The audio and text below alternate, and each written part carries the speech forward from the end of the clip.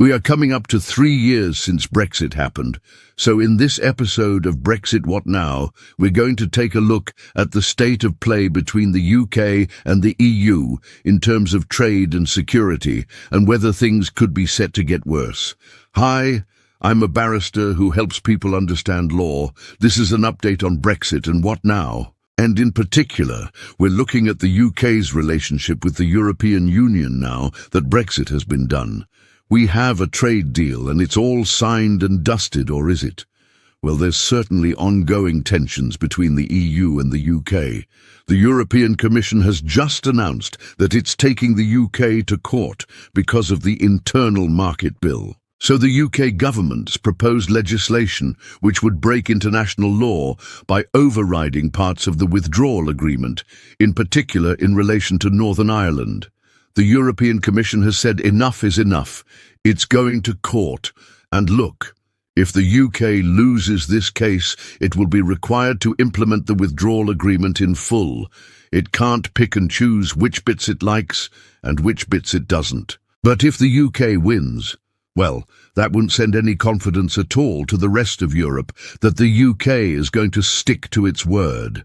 And there's other cases ongoing as well. There's the Northern Ireland Protocol dispute. There's tensions over fishing. There's tensions over the European arrest warrant. So whilst the dust has settled in the sense that we have a deal, the reality is that there's lots of ongoing disputes and tensions. So let's look at the big three, if you like. First of all, Northern Ireland. Now, there's lots of issues around Northern Ireland. One of the biggest ones being the protocol, the Northern Ireland Protocol, which is part of the withdrawal agreement. Essentially what it does is it keeps Northern Ireland aligned with the EU's single market rules. That means there's checks and controls in the Irish Sea, effectively. That's something that obviously businesses and people in Northern Ireland don't like, because it creates a barrier between Great Britain and Northern Ireland. The Democratic Unionist Party, or DUP, don't like it, because it creates a barrier within the United Kingdom. And they're threatening that, unless that's removed, they won't support the Northern Ireland Assembly and power sharing, which is one of the cornerstones of the Good Friday Agreement. Well, that might be about to happen because the UK government's threatening to go back on its word and not implement the protocol in full. If they do that, they'll be in breach of international law. And look, it only really takes one side to breach a treaty for it to be breached. But if they do, it's going to damage the UK's reputation internationally. It will make it harder to strike future trade deals, because why would any country want to enter into a deal with the UK when it becomes apparent that the UK doesn't stick to its word? And it will also, I suspect, create more tensions with our European neighbours. Look, we've already seen the French fishing boats coming over to the UK, blockading the Jersey port. Imagine what would happen if the UK was seen to be breaching international law, potentially leading to a hard border down the Irish Sea. The EU would be very likely to retaliate.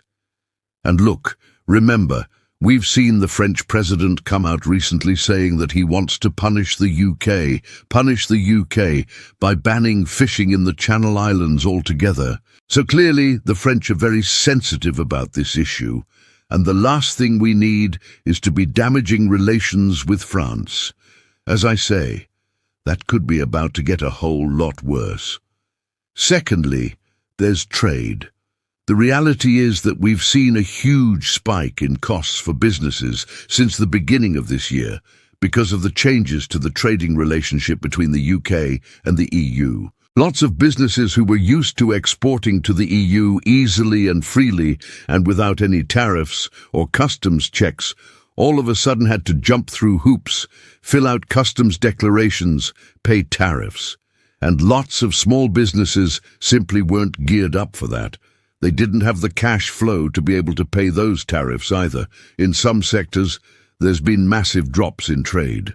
Trade in agri-foods has fallen off a cliff because the tariffs are so high. The same is true of some manufacturing businesses. However, other businesses have actually increased their exports to the EU because they're selling Brexit. You know, they're saying, look, we're outside the EU, we're a more dynamic economy, we're more flexible, we can help you access the US market, etc. So there's a mixed bag, really. But overall, I think it's fair to say that business is not pleased with the state of play. And then finally, there's security. Now, the UK and the EU used to work very closely together on criminal matters. There was free movement of people, which meant that police officers could go and work in other EU member states and gather intelligence. They could share intelligence. There was the European arrest warrant, which made it easier to extradite criminals. All of that has now stopped or been severely curtailed. There's also the issue of access to the EU's satellite navigation system, Galileo. The UK obviously used to have access to that, but is now locked out. And the final piece of the jigsaw is what happens in the case of a no deal between the UK and EU in terms of a future relationship. Because that would mean that we'd lose access to the single market, which means we'd lose the benefits of the European Convention on Human Rights and the European Court of Human Rights in Strasbourg. Now, I'm not going to pretend that Brexit has been a disaster. There are benefits to leaving the EU, and there are opportunities going forward. But the reality is that it's going to be bumpy, and we're going to have to work pretty hard to make sure that we forge good relationships with the EU and the rest of the world, to make sure that those opportunities actually happen. But we're certainly not out of the woods yet, and things could be about to get a whole lot worse. If you want more information about what's happening with Brexit, please do check out the website below and sign up for the newsletter. Thank you for watching, and I hope that's helped. Please do like and subscribe if it has. Please don't forget to like, share, and subscribe to my YouTube channel for more videos like this.